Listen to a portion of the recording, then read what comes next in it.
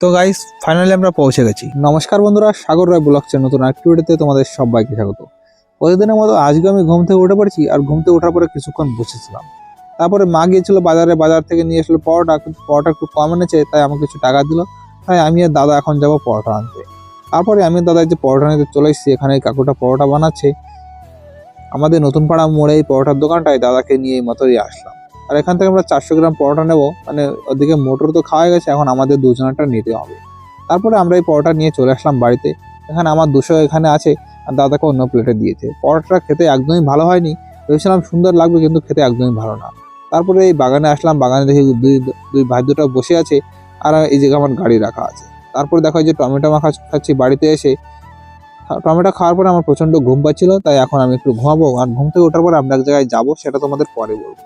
আর ঘুম থেকে প্রায় 1-1.5 ঘন্টা পরে আমি উঠলাম, আর এখন স্নান করে সকালে খাবার খাবো, কারণ সকালবেলা আজকে খাইনি কিছু। তারপরে যে খেতে বসে পড়েছি, এখানে মাছের তেল, আলু দিয়ে তরকারি, চিংড়ি মাছের পকোড়া, আর বানিয়েছে লতি ভাজা। এগুলোই রান্না হয়েছে, আর এদিকে দাদা খাচ্ছে, আর সামনে আমি বসেছি। আজকে আমি একাই খাচ্ছি, মোটর একটু পরে খাবে, মানে মোটর এখন খাবে না, একটু পরে খাবে। আর খাওয়া দাওয়ার পরে আমি আবার রেডি হয়ে পড়েছি, আর এখন আমরা যাচ্ছি এক জায়গায়। অনেকটা দূরে যাবো আজকে, কোথায় যাচ্ছি সেটা তোমাদের পরে বলবো রাস্তায় যেতে যেতে। আর দেখো আমরা বেরিয়ে পড়েছি সেই হাসপাতাল, এটা সাধুবাজার হাসপাতাল। এদিকে দেখো আমরা বেরিয়ে পড়েছি, আর প্রায় 1-1.5 ঘন্টা চলার পরে আমরা পলাশি চলে আসলাম। আর এটা হচ্ছে পলাশি স্টেশনের কাছে, তাই এখানে রেলগেট পড়েছে, সেই জন্য এখন দাঁড়িয়েছি। আর রোদ্দুরটা অনেকটাই বেশি। তারপরে আমরা গেটটা পার হওয়ার পরে এখানে চলে আসলাম। পলাশি যে জায়গায় যুদ্ধ হয়েছিল, সেই গেটটা এখানে বানানো আছে। আর তোমাদের সেই জায়গাটাও দেখিয়ে দিই। এই দেখো এখানে যে স্তম্ভটা বানানো আছে, এখানে হয়েছিল পলাশির যুদ্ধ 1457 খ্রিস্টাব্দে। এখানে পলাশির যুদ্ধ হয়েছিল সিরাজদৌল্লার সঙ্গে ইংরেজ। তারপর আমরা বেরিয়ে পড়েছি, আর এখানে দেখলাম পলাশির চিনির মিল, চিনির ফ্যাক্টরি। এটা বন্ধ হয়ে গেছে, কবে বন্ধ হয়েছে কিনা আর কবে চালু ছিল আমি নিজেই কিছুই জানি না। এদিকে তো অনেকদিনই আসা হয় না, অনেকদিন পরে আসলাম এদিকে। এখান থেকে যাবো আমরা পলাশির ঘাটে, ঘাট পার হয়ে তারপর আমাদের যেতে হবে। আর আমরা প্রায় আধা ঘন্টা চলার পরে এখানে ঘাটে চলে আসলাম। এখানে আমাদের নৌকা আসবে, তারপর আমরা ঘাটের ওই পারে যাবো। আর এখান থেকে আমরা নিজেদের উপরে একটু গঙ্গা জল ছিটিয়ে নিয়েছি, আর এই গাড়ির উপর একটু ছিটিয়ে দিয়েছি। আর মোটো দেখো এখানে গঙ্গা জল নিয়ে এইমাত্র আসছে, এখনো এসে পৌঁছায়নি। আর নৌকাটা আসতে অনেকটাই দেরি হচ্ছে, তাই আমি আর মোটের দিকে একটু ফটো তুলে নিচ্ছিলাম। মোটো তো তাকাতেই পারছে না রোদ্দুরের জন্য। আর দেখো নৌকা দিকে চলে এসছে, নৌকায় করে গরুর গাড়িও এদিকে ওদিক যাওয়া আসা করে। আর আমরা নৌকার উপর উঠে পড়েছি। মোটর একটু ভয় ভয় লাগছিল, সেই কারণে গাড়ি ধরে দাঁড়িয়ে আছে যে পড়ে যায় কি পড়ে না। আর বন্ধুরা ফাইনালি আমরা সেই জায়গায় পৌঁছে গেছি, মানে সেই জায়গায় ঠিক না, আমরা পৌঁছে গেছি মুর্শিদাবাদ। আর আমরা নদীর পার হওয়ার পরেই মুর্শিদাবাদে জেলায় পড়ে যাই। আর আমি আগে জানতাম যে এটা হয়তো পূর্ব বর্ধমান। আর এই যে সেই মেলা, এখানে এসছে আমার শ্বশুরমশাই এখানে মেলায় দোকান লাগায়, সেই জায়গায় এসছি আমরা। অনেকদিন তো বাবার সঙ্গে দেখা হয় না, সেই কারণে মোটরকে নিয়ে এসে একটু দেখা করানোর জন্য। আর এখানে দেখো শিবের মূর্তিটা পিছনে কত সুন্দর লাগছে। আমি আগে জানতাম যে এটা পূর্ব বর্ধমানের ভিতরে পড়ে, কিন্তু পরে যখন ম্যাপ দেখলাম, তখন এইখানে দেখি যে মুর্শিদাবাদ দেখাচ্ছে। আর মেলাটা অনেক বড়ই মেলা হচ্ছে। দেখো এটা হচ্ছে মরণকূপ, এর মধ্যে গাড়ি চলে দেওয়াল দিয়ে, দেখতে খুবই ভয়ানক লাগে। আর এগুলো সব ডিস্কো, নাগরদোলা, এগুলো অনেক বড় মেলা হচ্ছে। আমি ভাবতে পারিনি এতটা বড় মেলা হচ্ছে এখানে। আর বাবা দেখো এখানে বসে আছে, এটা হচ্ছে বাবার দোকান। বাবা আগে হরেক মালের জিনিস বিক্রি করতো, কিন্তু 2-4 বছর হয়েছে এখানে কাঁচের জিনিস এখন বিক্রি করে। আর পাশের ওই দাদাটাই যে দাঁড়িয়েছে, এনার নাম হচ্ছে গণেশ দাদা। এনারই বড় খেলনার দোকান আছে, এনার দোকানেও ভালোই বেচা কেনা হয়। আর বাবার দোকানে মোটামুটি যা হয় আর কি, সংসারটা চলে যায় কোনো রকম।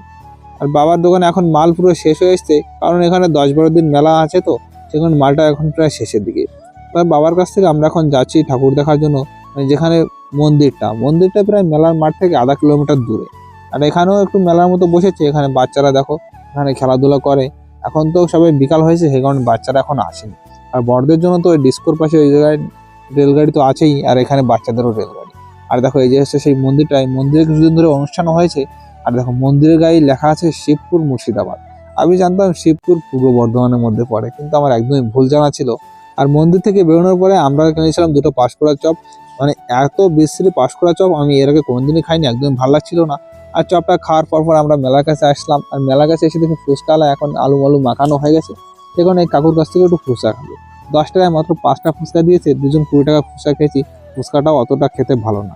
তারপরে মেলার মধ্যে ঢোকার পরে মোটা এখান থেকে কিছু ক্লিপ নেবে, বৌদির জন্য একটা, মোটর জন্য একটা।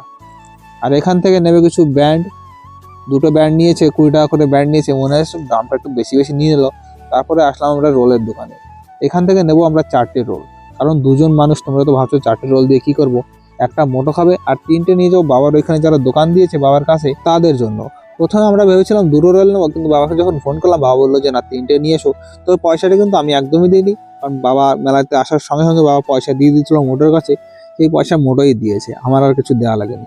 তারপরে দোকানের কাছে আসলাম, বাবার দোকানের সামনে দেখি কাকুটা আংটি বিক্রি করছে। আর এখান থেকে আমি একটা আংটি নেবো, বাবা বললো যে টাকা দিতে হবে না, টাকা আমি পরে দিই। আর কয় টাকা কি দাম নিল সেটা আমি জানি না। তারপরে বন্ধুরা আংটিটা নেওয়ার পরে আমরা এই যে বেরিয়ে পড়েছি, আর এখন বাজে প্রায় 6:30 7টা বাজতে চলেছে। যেহেতু আমরা যাব আমাদের বাড়িতে অনেকটাই দূর, সে কারণে আমরা এই যে বেরিয়ে পড়েছি। আর তারপরে আমরা নদীর ঘাটে চলে এসেছি প্রায় 1 ঘন্টা তো না, প্রায় আধা ঘন্টার মতো গাড়ি চালানোর পরে, রাত্রেবেলা তো সে কারণে একটু দেরি হয়েছে। প্রায় সময় 20 মিনিট লেগেছিল, আসার সময় আধা ঘন্টার মতো লাগলো। আর এখানে ভিড় বেশি নেই, কারণ রাত্রেবেলায় সে কারণে গাড়ি ঘোড়া কমই আছে। তারপরে প্রায় 1-1.5 ঘন্টা গাড়ি চালানোর পরে আমি এই যে চলে আসলাম বেতাই বাজারে। এখান থেকে কিছু খাবার নেবো, খাবার নেওয়ার পরে এই যে বাড়িতে চলে এসেছি। আর বাড়িতে এসে দেখি যে সবাই সবকিছু খুলে খুলে দেখছে, দাদা, মোটো, মাও এইমাত্র আসলো দোকান থেকে, নতুন পাড়ার দোকান থেকে। সবকিছু এসে খুলে খুলে দেখছে মেলা থেকে কি আনলাম কি না আনলাম। তারপরে হাত মুখ ধোয়ার পরে কিছুক্ষণ বসছিলাম, আর মাকে বললাম যে কিছুই ভালো লাগছে না, তাই কটা সেদ্ধ ভাত রান্না করো, আর তার সঙ্গে একটা ডিমও ভেজে দিয়েছে। তো বন্ধুরা, ভিডিও কেমন লাগলো অবশ্যই কমেন্টস করে জানিও। সবাই ভালো থাকো, সুস্থ থাকো, আর আমার চ্যানেলটি সাবস্ক্রাইব করে আমার পাশে থাকো। বাই।